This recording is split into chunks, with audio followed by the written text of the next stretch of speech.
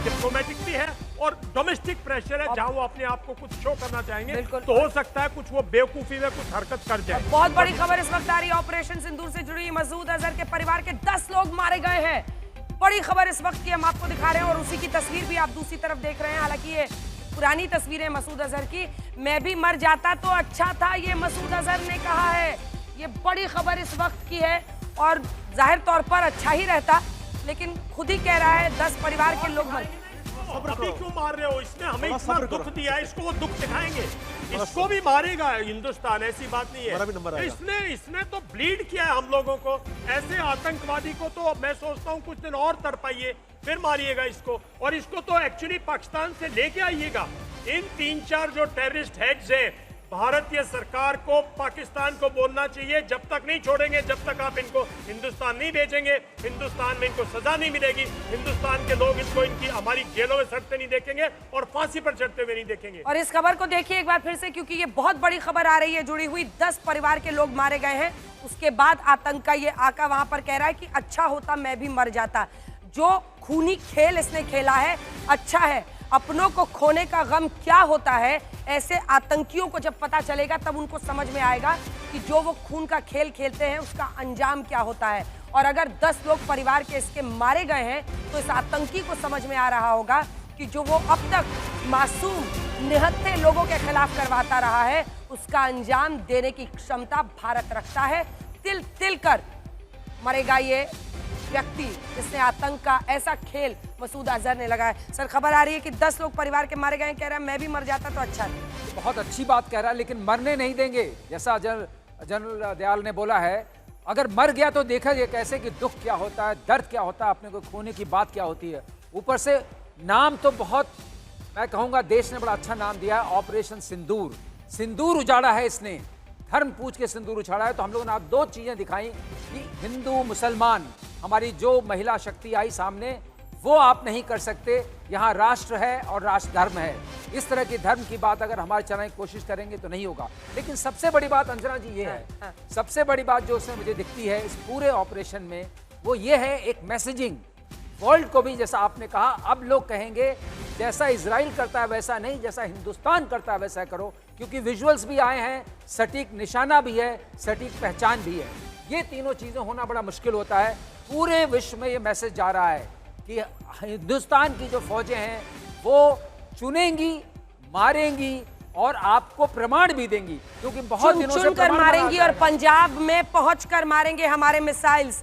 ये प्रमाण सबसे बड़ा है, क्योंकि हम एक एक करके, चाहे वो जोया फैसिलिटी हो जो कि बहुत बड़ी फैसिलिटी थी पंजाब पाकिस्तान में, हमने जैश के ठिकाने को सर्जल टेरा कलान फैसिलिटी जो कि डिस्ट्रिक्ट नारोवाल पंजाब पाकिस्तान में मारा है।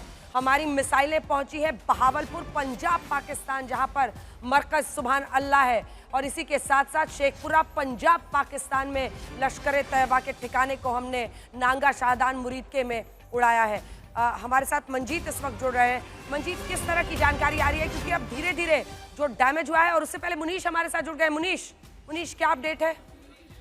देखिए अंजना, एक बात तो साफ हो चुकी है कि जो इनपुट्स भारत की एजेंसियों ने जुटाए थे वो पूरी तरह से पुख्ता थे, और इसी वजह से जब भावलपुर में उस ठिकाने को टारगेट किया गया तो उन ठिकानों में मसूद अजहर की जो फैमिली थी वो भी वहां पर थी, और इसी वजह से मसूद अजहर की परिवार के 10 लोग मारे गए हैं इस पूरे जो भारत ने जो हमला किया है उसमें। कुल मिलाकर अगर अभी जो जानकारी की बात करें तो मसूद अजहर की परिवार वहीं पर रह रहा था, वहीं उसी ठिकाने पर था, और 10 परिवार वाले जो मसूद अजहर की परिवार वाले थे उसमें से 10 ऐसे लोग हैं जिनकी इस जो प्रिसीजन टारगेट किया गया था उसमें 10 लोगों की मौत हुई है। तो कुल मिलाकर अभी जो जानकारी निकल कर आ रही है कि मसूद अजहर जो वो शख्स है जो कि न सिर्फ भारत में कई आतंकी गतिविधियों को अंजाम दे चुका है, बल्कि विश्व के कई ऐसे इलाके हैं जहां पर जैश ए मोहम्मद के जो आतंकवादी होते थे उनको न सिर्फ ट्रेन करता था बल्कि कई आतंकी गतिविधियों के लिए वहां पर भेजता था। ऐसे ठिकाने पर भारत ने टारगेट किया, और उस टारगेट में मसूद अजहर के परिवार वालों के मारे जाने का मतलब सीधा है अंजना की कहीं ना कहीं भारत के पास में पुख्ता जानकारी थी। हालांकि अभी जो जानकारी आई बताइए कि मसूद अजहर किसी तरह से बच चुका है, लेकिन उसके परिवार के 10 लोग जो हैं वो मारे जा चुके हैं। अंजना, बिल्कुल, और एक एक करके जो जानकारियां आ रही है, देखिए ऐसे वक्त पर मंजीत इंफॉर्मेशन भी, क्योंकि हमने हमेशा देखा है ये न सिर्फ रशिया यूक्रेन में, इजराइल गाजा में, बल्कि भारत में भी अलग अलग तरीके से एक इंफॉर्मेशन वॉर भी छिड़ जाता है। दोनों तरफ से अपनी अपनी जानकारियां दी जाती हैं, लेकिन जैसे भारतीय सेना है वैसे ही इंफॉर्मेशन के मामले में हर पुख्ता जानकारी हम दर्शकों को देते हैं। ऐसे में जो परिस्थितियां बन रही हैं उसमें सबसे बड़ी कामयाबी यही दिख रही है कि हम मसूद अजहर, आप सोचिए, मतलब पीढ़ियां बड़ी हुई हैं इसका नाम सुन सुनकर कि ये किस तरह से अंजाम देता है आतंकी घटनाओं को, उस तक पहुंचना, उसके परिवार के 10 लोगों को मार गिराना, बहुत बड़ी टारगेटेड ऑपरेशंस का इससे जबरदस्त एग्जाम्पल नहीं हो सकता है मंजीत। बिल्कुल अंजना, बड़ी कामयाबी के तौर पर इसको पूरा देश देख रहा है, पूरी दुनिया देख रही है। और किसी ने ये शायद सपने में भी उम्मीद नहीं की थी कि कभी पाकिस्तान के पंजाब में लश्कर और जैश का जो हेडक्वार्टर है उसको कोई मिसाइल से नेस्तनाबूद कर सकता है। इस तरह के ऑपरेशन हमने